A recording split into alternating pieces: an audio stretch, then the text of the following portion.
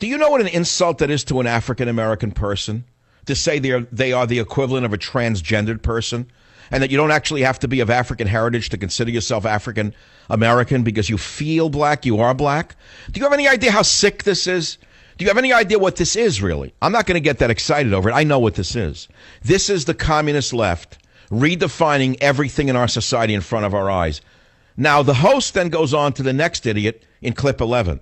It's absolutely possible. I mean, why not? I mean, I think that one thing that she said that I found so fascinating was she said her identity is multi-layered and that her identity is very complicated and that she didn't expect for people to understand it easily. Now, why would Bill Gates be associated with such sick people as this, such low IQ people, such race baiters as this? Why would Microsoft fund NBC? I could see why Phil Griffin is still there. I could see why Phil Griffin still works at MSNBC and NBC. That's where he belongs. He belongs with these low IQ, insulting people. But it gets even worse in the next clip 12. Listen to this from MSNBC. Bill Gates, pay attention. I think what she's alluding to is this sort of perhaps, and again, we don't know that much about the story. You know, we need to hear more from her and more of her personal story. But there certainly is a chance that she identifies as a black woman and that there could be authenticity to that. Well, her parents said she was born as a Caucasian girl, and she resigned today, you idiots. And if you had any self-respect, Harris Perry, you would be fired or you'd resign today out of shame. And your guest would never be allowed anywhere in the media again. I'll be right back. Join the Savage Nation. Call now, 855-400-SAVAGE, 855-400-7282. Savage. My Savage Nation is sponsored by SwissAmerica.com. It's the only company I trust to protect my wealth. Call 800-BUY-COIN.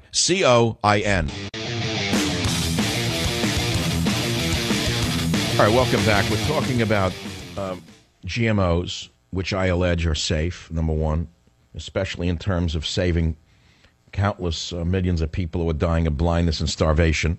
They're not all lily white people living in Westchester or Marin County who can afford to buy, let's say, non-GMO foods, organic produce. I buy it. I have the money. I'm an upper middle class white guy. I can afford it. But don't tell me about the starvation in Africa. What do you want, the people in Africa who are eating mud right now to wait for organic food rather than some miracle rice that could save them, you idiots? Wouldn't you rather feed them now and then worry about fixing the food later? What are you talking about? What world are you living in? And then there's the fake black woman, Rachel Dolezal, who quit as the head of the Spokane NAACP. I believe she committed a crime. And I believe that the FBI has an obligation to the American people to put an end to these race crimes. There's a race crime. She used race as a weapon, in my opinion. And we have all paid the price for the weapon she's used to push the communist agenda. WJR Mark, which topic, what's your opinion? Go ahead, please. Okay, on the GMOs, I'm actually qualified to talk about it. I have a crop and soil science degree from Michigan State from many years ago. But anyway, the golden rice that Monsanto had, the story that goes along with that is when that was developed way back in the late 90s, when GMOs were just in their early genesis, it was really a product that was developed as an offshoot of other research they were doing. Just because these companies, they research other plants to figure out the technology and how to do what they do. And yellow rice, because But do you agree or disagree with me? Are GMOs safe or unsafe? They're completely safe. All right, so you agree with me that genetically modified organisms are not the Frankensteins that the hysterical people are making them into? No, there has nothing to do with it. Yellow rice, Monsanto's mistake is because they had no market for rice. They were not in the rice industry.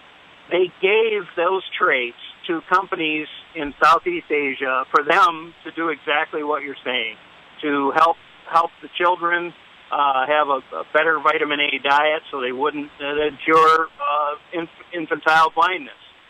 And the reason, right, it's actually a Nobel Prize winning modified rice, and yet you have organizations blocking its production. And you know what they did in the Philippines? Do you know that they actually invaded a test farm in the Philippines and destroyed a golden rice field trial in the Philippines? Well, Monsanto gave that to them because they thought that would create goodwill to show how good a company they were. Right, and a group of leftist, fanatical, social justice organizations, along with local farmers, ripped the plants out of the ground. And these groups were European church and government-sponsored social justice groups along the lines of those attacking Israel and pushing the big lie of global warming. Join the Savage Nation. Call now, 855-400-SAVAGE, 855-400-7282. Savage.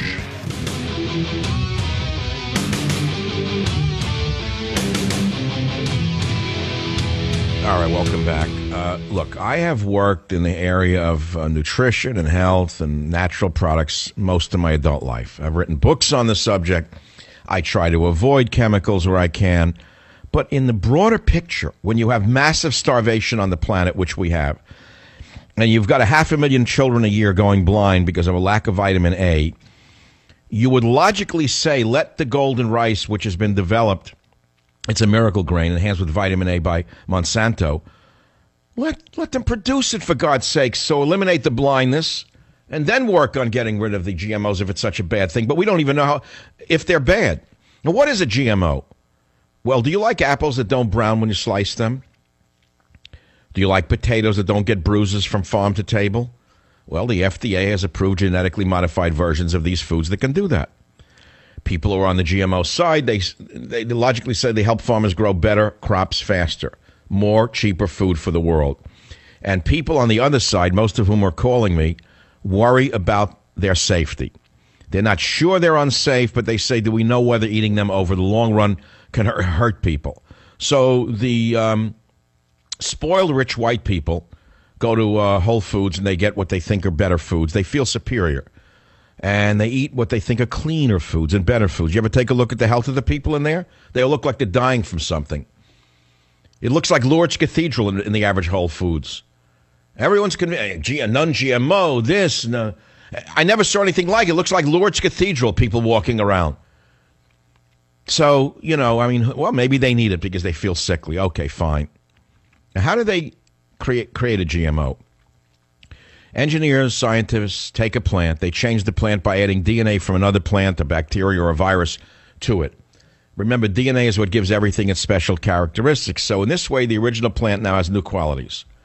And these new qualities can make them more resistant to disease, bugs, or drought. They can also affect their taste or shelf life. How is this different from the way crops have been improved for centuries?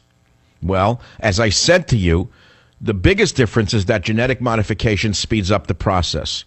And where it might have taken years to raise several generations of plants in fields to get the traits that are desired, in laboratories, scientists can grow several generations in 1 year. They don't have to wait for the seasons to change the plant. So does that mean we're creating Frankensteins? I doubt it. I think a lot of it is mass hysteria, incidentally. And I think you have to understand that there's a lot of money on the side of the opposition to GMOs. In fact, there's a combined global war chest estimated to exceed $500 million a year to keep just one product off the market, and that's golden rice from Monsanto. Do you hear me? So don't believe everything that Greenpeace, a certifiably lunatic organization, tells you. I also don't like seeing whales harpooned. I have also saluted Greenpeace's actions to stop the killing of whales. I understand that. But on the other hand, they've gone overboard with GMOs, in my opinion. And the best evidence I have that GMOs are safe is that Patrick Moore, one of the original founders of Greenpeace in the 1970s, he's a grandfather in this business, left Greenpeace and is now working to expose Greenpeace's actions in the developing world. He's actually joined with golden rice inventor Ingo Potrikas in calling for putting Greenpeace on trial for crimes against humanity. Did you hear this? Do you understand what's at stake here? We need leadership in this humanitarian issue of starvation and blindness, and we need to start with golden rice. That's what we need to start with. So if you want to keep going to Whole Foods and buy your stuff and think you're better, go ahead and do it. I look for organic produce. Ask the people who shop for me. I don't like to eat grapes that are sprayed with pesticides, so I look for organic on my grapes because I eat grapes every day. I eat organically grown fruits if I can get them. And in my mind, I'm doing myself a service. Do I want organophosphorus residue? No. No, I don't want organophosphorus chemical residues in my system if I can avoid it. But what's the guarantee that I'm not going to get cancer anyway? Do you know that there's a guarantee? I don't know of any such guarantee, by the way. How many people do you know or have known who have done the right thing and still gotten sick? Like everybody? That doesn't mean we shouldn't try to maintain our health. I mean, I don't smoke. I don't take in pesticides. I bicycle twice a day in a rather easy format. It's flat, and I don't bicycle for more than 12 or 15 minutes. I do it more for the chi of it than I do for the cardio. I think this whole idea of cardio exercise is wrong to begin with. I think it's very wrong. You want to get into my philosophy of health? If you want it for whatever it's worth, you may have your own. Believe who you want. I think pushing your heart is a sure way to give yourself a blowout. I see guys in their 50s running, and I sit there and say, I hope to God they don't die on the roadside. I hope they don't blow their hearts out because the body was not made to be pushed that hard at that age. I see it all the time, and they're gagging. Okay, so they look good, and then they drop dead. What can you do? I have a friend now who, I don't want to mention what happened to him because, I have too many friends who have gotten cancer even though they seem rather healthy. What are you going to do? And none of them were as fanatical about taking vitamin C and vitamin E as I have been for the last 40 years. And I'm saturated with ascorbate. I'm saturated with vitamin E and other tocopherols and many other, vitamins. You could say vitamins are harmful. I've seen the Mayo Clinic try to prove vitamins are harmful, which is total rubbish, by the way. All their studies are flawed. All their studies are paid for by drug companies, in my estimation. And all of these studies put out by the Mayo Clinic and other universities now to debunk vitamins are simply pushed by the commercial interests who want you to go to medicines and not vitamins. So there's a lot of confusion out there in all these different fields, including GMOs. And here I am, a vitamin-taking guy who eats organic food, who's worked in the health food industry his whole life, really, who drinks diet soda, who drinks energy drinks, who drinks vodka, I don't drink much wine in allergy season. In fact, I'm not going to have much more vodka, too. I'm sick of it. I don't even want to drink alcohol anymore, but that's a separate story. I just don't want it. I don't need it. But the thing is, you have to come to some conclusion with these GMOs and stop freaking out over them. I think GMO foods will save the world of starvation, and the children are blindness. And the other topic you're not really calling about, this fake black woman. WMAL, Ken, on the fake black woman who resigned today from the Spokane NAACP. What do you got to say? Hey, Mike. I appreciate you taking my call. I think that the liberals are setting themselves up for a great failure, since whether you're an evolutionist or a creationist, we all think that we came from Africa. And so, by definition, we're all African Americans, and that's her claim. So now, every white college student can now mark on their application they're African American, and they have undermined their own position. They've undermined their own niche, and it's a shame. But it's this whole new idea that we're all descended from Lucy in Africa is rather recent. A number of years ago, we all had originated, I thought, in the Middle East somewhere, in the Fertile Crescent. And then I woke up to find out that we all really originated in Africa. What is that, kind of like the science du jour? Yeah, I don't know. I'm certainly not qualified to speak on either account. But I'm just stating that the fact of the matter is that man has common ancestry, period. All races have common ancestry, incidentally. I think that's the point to remember in all of this. Yes. As different as many of us may appear, we have common ancestry. And that's the important thing to know. We are members of the same species. I remember learning that in college. It's the basic learning, which is that a species, by definition, means that any member of that species can interbreed with another member of the species and produce a viable offspring. As simple as that. So the Chihuahua can breed with the Irish Wolfhound, theoretically, and produce a viable species called, the canine, the dog, right?